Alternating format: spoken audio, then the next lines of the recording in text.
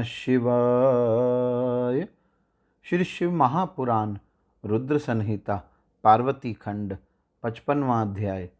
ब्रह्मा जी बोले, हे नारद, इस प्रकार ब्राह्मणी ने देवी पार्वती को पातिव्रत्य धर्म का उपदेश देकर मैना को बुलाकर कहा, अब इनकी यात्रा की तैयारी कीजिए।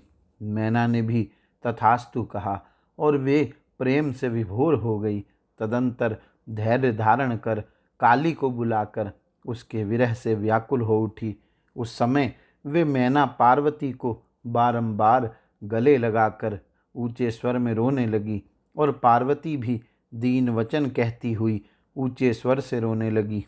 शोक व्यथित होकर शैलप्रिय मैना और पार्वती मूर्छित हो गई। पार्वती के रोने के शब्द से सभी देवपत्नियां भी अपनी सुध-बुध खो बैठी। उस समय सभी देव स्त्रियां रोने लगी तथा अचेत हो गई।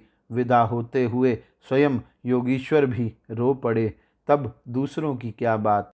इसी समय बड़ी शीघ्रता के साथ हिमालय भी अपने सभी पुत्रों, मंत्रियों तथा अन्य ब्राह्मणों के साथ वहां आ पहुँचे। उस समय हिमालय भी पार्वती को गोद में लेकर मोहवश रोने लगे। हे वत्से, इस घर को शून्य कर तुम कहाँ जा रही हो? इस प्रकार कह कर के वे बारंबार रोने लगे। तब ब्राह्मणों के साथ उनके ज्ञानी तथा श्रेष्ठ पुरोहितों ने उन पर कृपा कर अध्यात्म विद्या का उपदेश देकर उन्हें समझाया। महामाया पार्वती ने विदाई के समय माता पिता तथा गुरुजनों को भक्तिपूर्वक प्रणाम किया और वे लोकाचारवश जोर जोर से रोने लगी। पार्वती के रोने से वहां उपस्थित सभी स्त्रियां, माता मैना, सगे संबंधी तथा अन्य भी रोने लगे। इस प्रकार पार्वती की माता, सगे संबंधी तथा अन्य स्त्रियां, भाई, पिता तथा सखियां अत्यंत प्रेमवश बार बार रोते रहे। उस समय ब्राह्मणों ने आकर सबको आदरपूर्वक समझाया और कहा कि यात्रा के लिए सुखदायी लग्न वेला आ गई है। तब हिमालय ने मैना को धीरज बंधाया और स्वयं विवेक युक्त होकर पार्वती के चढ़ने के लिए शिविका मंगवाई। तदंतर ब्राह्मण स्त्रियों ने पार्वती को पालकी में चढ़ाया और माता पिता, ब्राह्मण आदि सब ने आशीर्वाद प्रदान किया। मैना और हिमालय ने महारानियों के योग्य उपचार पार्वती को प्रदान किए और अन्यों के लिए सर्वथा दुर्लभ द्रव्य समूह दिए। हे मुने, पार्वती ने अपने माता पिता, गुरुजन, ब्राह्मण, पुरोहित, संबंधी एवं स्त्रियों को प्रणाम करके प्रस्थान किया। परम बुद्धिमान हिमालय भी अपने पुत्रों के साथ प्रेम से विभोर होकर पालकी के साथ चले और वहां पहुँचे जहां सभी देवता ठहरे हुए थे। तत्पश्चात सभी लोगों ने भक्ति से सदाशिव को प्रणाम किया और प्रशंसा करते हुए अपने नगर को चले आए। तब पार्वती के कैलाश पहुँचते ही सभी लोगों ने बहुत बड़ा उत्सव किया। शिवजी ने पार्वती के साथ अपने स्थान पर पहुंचकर कहा, हे देवेशी, मैं तुम्हें पूर्व जन्म का स्मरण करा रहा हूँ और यदि तुम अपनी लीला से उसे स्मरण करती हो तो बताओ, तुम तो आज से नहीं जन्म जन्मांतर से मेरी प्राण प्रिया हो। ब्रह्मा जी बोले, इस प्रकार अपने स्वामी महेश का वचन सुनकर हंसती हुई शिवप्रिया पार्वती कहने लगी।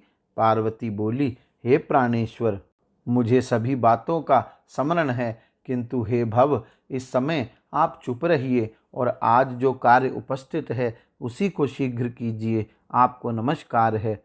ब्रह्मा जी बोले, इस प्रकार प्रिया पार्वती के सैकड़ों सुधा धाराओं के समान वचन को सुनकर विश्वेश्वर प्रसन्न हो गए और लौकिकाचार में संलग्न हो गए। शिवजी ने अनेक प्रकार की भोजन सामग्री एकत्रित कर नारायण आदि सभी देवगणों को नानाविध मनोहर भोज्य वस्तुओं का भोजन कराया। उन्होंने अपने विवाह में आए हुए सभी लोगों को यथा योग्य विधिवत उत्तम रस से संपन्न भोजन कराया। तब भोजन करके नाना रत्नों से विभूषित सभी देवताओं ने अपनी स्त्रियों तथा गणों के साथ चंद्रशेखर को प्रणाम किया।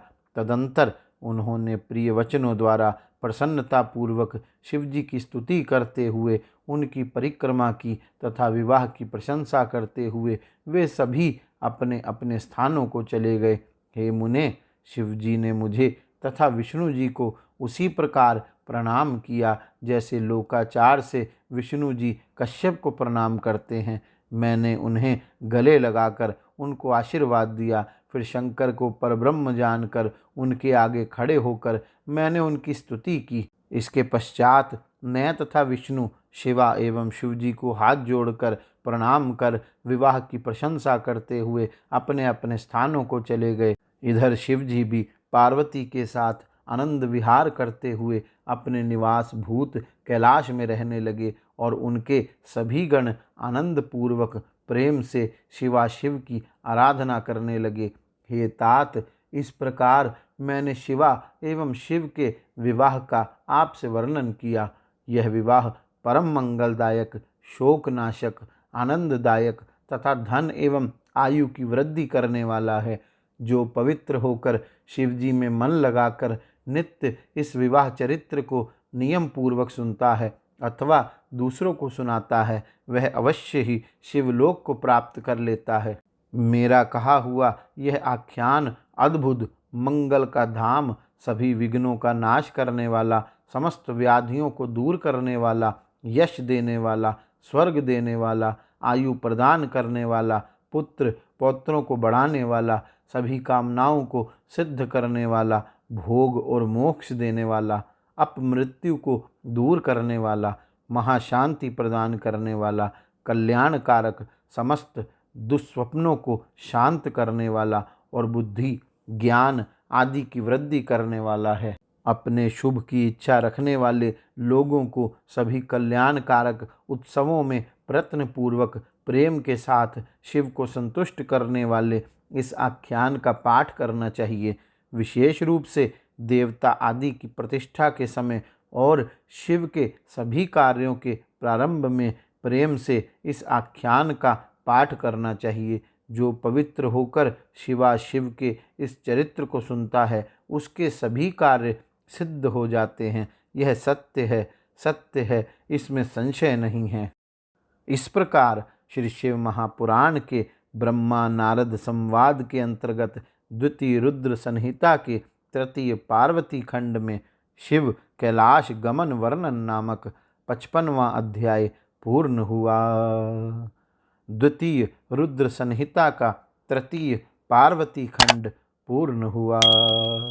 गौरी शंकर भगवान की जय। ओम नमः शिवाय।